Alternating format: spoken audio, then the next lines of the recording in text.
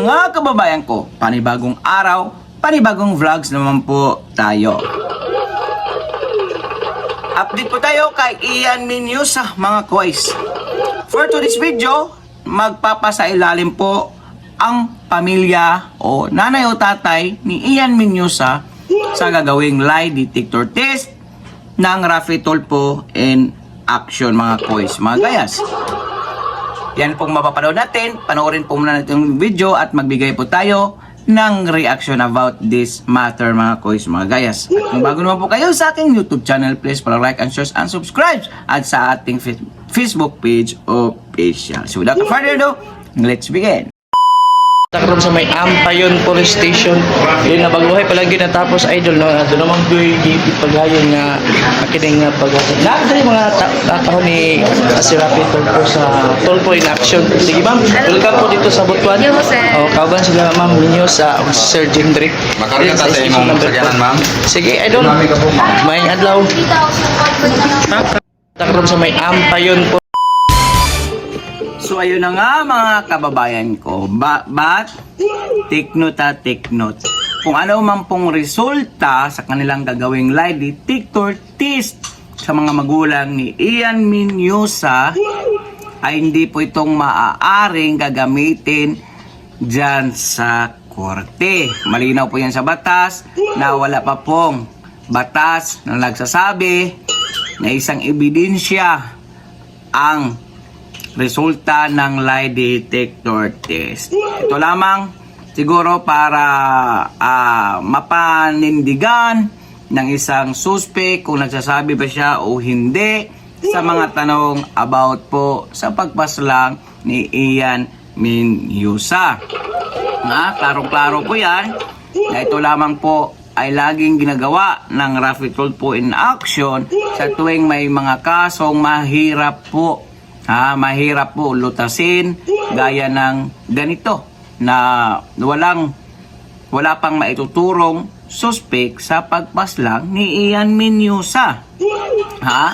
At ngayong araw siguro or bukas, yung resulta ng suko na ginagawa doon sa Davao City, suko ng doktor, dahil wala pong doktor dyan sa Butuan City nung panahong inautopsiya po itong si Ian Menyosa, ay siguro today or tomorrow lalabas na po yung resulta ng autopsiya at ang sabi ng kapulisya na pupunta di umano yung doktor na nagsagawa nito sa test. Sana po ay talagang mabigyan po ng hustisya si Ian Menyosa at kahapon nga po ay hinatid na po siya sa kanyang huling hantungan, no? At doon po natin makikita na grabe yung iyak ng kapatid at nawagan sila ng hustisya para naman po ay mabigyan ng hustisya yung si Ian Menyosa dahil ang tinutumbok po ng kailang mga barangay, ng taong bayan, netizen mostly is yung mga magulang. Yun po ang tinutumbok kasi wala naman pong ibang maraming tao doon at yung panibagong testimonya ng kanyang nanay, isa din yung pinagbabasihan ng mga netizen, ng mga media, vloggers na nagtuturo sa kanilang own opinion o reaction na yung mga magulang di umano. Pero malalaman talaga yan pag kumpleto na po yung resulta ng isinasagawa ng suko about po sa pagpaslang kung may foul play ba o wala. Pero nakikita natin murag 100% talaga na may foul play talaga, no? Dahil bihira pong makaabot yung 2 years old na bata sa 4 to 5 kilometers ang layo kasama ang aso. Yung bata nga kahit 3 to 4 years old, kahit dyan lang sa mga 10 metro lang pag nalayo sa nanay, iiyak niyan. Lalo na yon na talagang masukal na daan, dadaan ka pa ng bundok, ng sapa, bago marating yung lugar na kung saan nakita si Ian Menyosa na wala ng buhay at nakahiga pa. At decomposition na yung mukha. Tapos isa pa nito mga kababayan ko, ang sabi ng kanilang mga kapitbahay, taga-residente nila, taga-barangay, na imposible po talagang mula umpisa D1 hanggang D7 ng bata ay andun na sa bangin upang pangusasapa dahil di umano bago pa umabot o bago pa nakita si Ian Menyosa ay may malaking ulan, malakas na ulan at may baha na dumaan bago po ang 7 days. Kaya posibleng hindi yon naanod. Kaya ang duda ng mga kabarangay, kapitbahay, ng mga tao na bago lamang nilagay yung katawan doon sa lugar na kung saan nakita si Ian Menyosa. Agree po ba kayo doon? Ay kung talagang may ulan at may baha naman, talagang a-agree ako. Kasi nga po, kung maadaanan ng baha yon siguro, yon, hindi sa maganda siyang yung pwesto. Kumbaga, nasa sulok, pero nakapwesto. Tapos yung mga damit, tamang-tama din yung ng damit, posisyon. Kaya hindi ako maniniwala na mula D1 hanggang D7 ando na yung batang iyon. Opinion ko po yan, at mostly opinion ng taong bayan. Well, yun lang po, no, take note, yung gagawin pong lie detector test ng Raffy Tulfo in action na hindi po yan magagamit sa korte. Ha?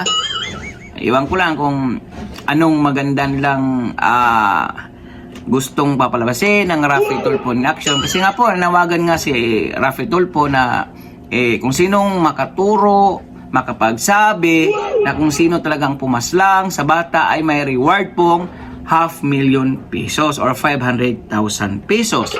So maganda naman po yon para naman po mapabilis yung investigasyon, may aamin, may magtuturo na kung sino talaga ang pumaslang sa batang si Ian Menyosa.